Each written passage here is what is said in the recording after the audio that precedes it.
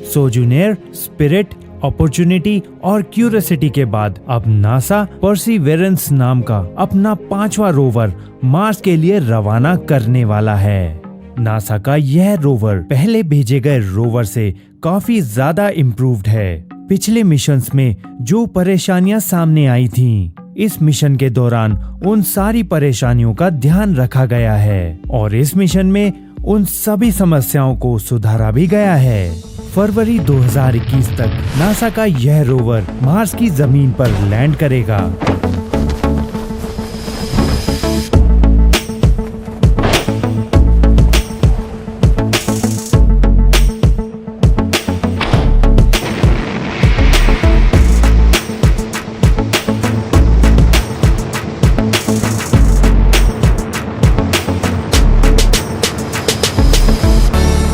इस बार नासा ने perseverance rover की लैंडिंग के लिए जजीरो क्रेटर को चुना है। शोध में यह पता चला है कि इस क्रेटर में एक नदी का डेल्टा मौजूद है, यानी कि आज से 3.5 बिलियन साल पहले यहाँ एक नदी बहा करती थी। जहाँ पानी है वहाँ जीवन है। इसी वजह से इस लोकेशन पे माइक्रोब्स या फिर एलियन जीवों के सबूत मिलने की सबसे ज्यादा आशंका है। यह रोवर इसी लोकेशन पर मिट्टी की जांच करेगा और देखेगा क्या यहाँ कोई माइक्रोबियल या किसी तरह के ऑर्गेनिक मटेरियल की मौजूदगी है भी या नहीं। यह रोवर मार्स की मिट्टी के सैंपल को भी जमा करेगा ताकि आने वाले मिशंस में इन सैंपल्स को वापस धरती पर लाया जा सके। मार्स पर कार्बन डाइऑक्साइड की भरमार है, लेकिन इसे ऑक्सीजन में कैसे बदला जाए, इस पर यह रोवर वहां शोध कार्य करेगा।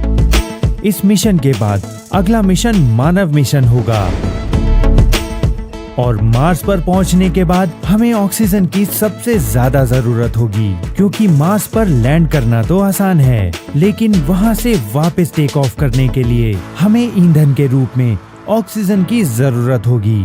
इस मिशन में पहली बार एक अनोखी चीज को भेजा जा रहा है। जी हाँ, हेलीकॉप्टर। इस मिशन में एक छोटे हेलीकॉप्टर को शामिल किया गया है। अगर हेलीकॉप्टर का यह मॉडल कामयाब रहता है तो आने वाले मिशन में ड्रोन हेलीकॉप्टर्स भेजे जाएंगे। इससे होगा यूं, एक बड़े स्थान का सर्वेक्षण कम समय में किया जा सकेगा। हालांकि मार्स पर जीवन के कोई भी सबूत अब तक नहीं मिले हैं, लेकिन आने वाले समय में शोध कार्य के दौरान जीवन के कोई भी अवशेष या सबूत मिल जाते हैं तो यह पता लगाना जरूरी हो जाएगा कि आखिर वहाँ जीवन खत्म कैसे हुआ। क्योंकि अगर हमारे सोलर सिस्टम के एक प्लेनेट के साथ ऐसा हो सकता है तो दूसरे प्लेनेट्स के साथ क्यों नहीं हो सकता।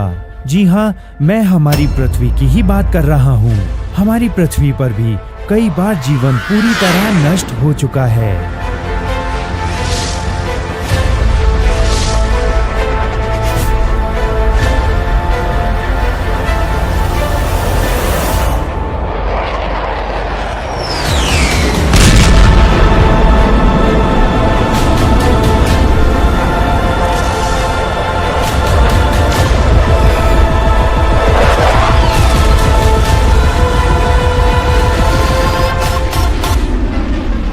डायनासोर्स का तो नामो निशान तक मिट गया था। आज केवल उनके फॉसिल्स ही हमें दिखाई देते हैं और ऐसे फॉसिल्स हमारे ना बने, इसी वजह से दूसरे प्लैनेट्स पर जीवन कैसे खत्म हुआ या फिर ब्रह्मांड में क्या कहीं कोई रहता है, इसका पता लगाना अति आवश्यक है।